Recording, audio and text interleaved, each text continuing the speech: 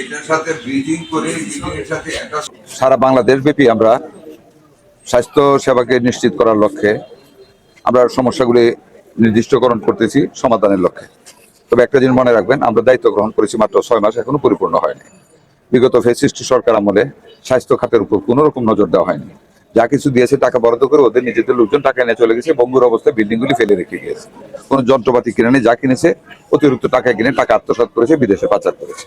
আমরা এই বঙ্গুর অবস্থা থেকে স্বাস্থ্য খাত থেকে ওঠানোর জন্য চেষ্টা করতেছি। এখানে আপনাদের একটা বিল্ডিং হচ্ছে, আপনারা জানেন আমাদের শহীদ রাষ্ট্রপতি স্বাধীনতার ঘোষক জিয়া রহমান সাহেব ক্ষমতা আসার পরে সর্বপ্রথম বাংলাদেশে 31 শয্যা হাসপাতাল করেন, 19 থেকে 31 করেন গ্রাম এলাকায়, উপজেলা লেভেলে। আমাদের নেত্রী বেগম খালেদা জিয়া ক্ষমতা এসে থেকে 50 শয্যা বিশিষ্ট হাসপাতাল উন্নীত করেন। আমাদের বর্তমান মাননীয় প্রধানমন্ত্রী তারেক রহমান 101 শয্যা করার জন্য আমাদেরকে নির্দেশ দিয়েছেন। সারা বাংলাদেশে তো একবারে আমরা করতে পারবো না, আমাদের টাকার সংকট আছে। এই বছর আমরা যতগুলি নিব তার মধ্যে আপনাদের হাইমচর এলাকায় ইনশাল্লাহ 101 শয্যা বিশিষ্ট। আমরা আরেকটা প্রোগ্রাম নিচ্ছি, গ্রাম এলাকায় একটা হেলথ হাব করতেছি আমরা। প্রতিটা ওয়ার্ডে 3টা করে community centre, community health clinic থাকে বা ফ্যামিলি কেন্দ্র থাকে। আমরা একটা করে নতুন বিল্ডিং করতেছি, বিল্ডিং বা যেগুলি নতুন পুরান আছে এগুলিকে সুন্দর করতেছি। ওইখানে ডাক্তার থাকবে, আমাদের 3 ওয়ার্ডের রোগী দেখার জন্য ডেলিভারি রুমও থাকবে, যেটা আপনি বললেন ডেলিভারির ব্যাপারে, ওইটাও থাকবে। আমরা আপনাদের ইউনিয়নটা এই ওয়ার্ড ভিত্তিক যে আমরা হেলথ হাবটা করতেছি, মানে প্রাইমারি হেলথ কেয়ার, এটার আন্ডারে ফ্যামিলি প্ল্যানিং, তারপর হেলথ কেয়ার যারা পরিদর্শক সব আমরা এক করে একটা হাবের আন্ডারে, একটা ছাতার আন্ডারে আমরা কাজ করাবো।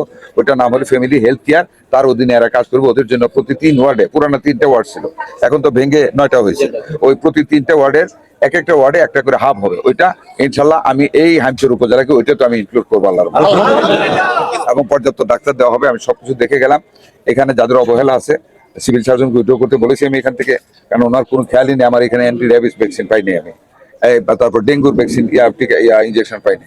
এইগুলি যে উত্তর পেয়েছে এতে আমি সন্তুষ্ট হতে পারিনি। ডিএচএফও চিঠি দিয়েছে, উনিও দায় ছাড়া মতো চিঠি দিয়ে বসেছিল। একটা রুগী আসলে আমার কুকুরের কামড়ে মারাও যেতে পারতো, যাকে আল্লাহ রহমত করেছে।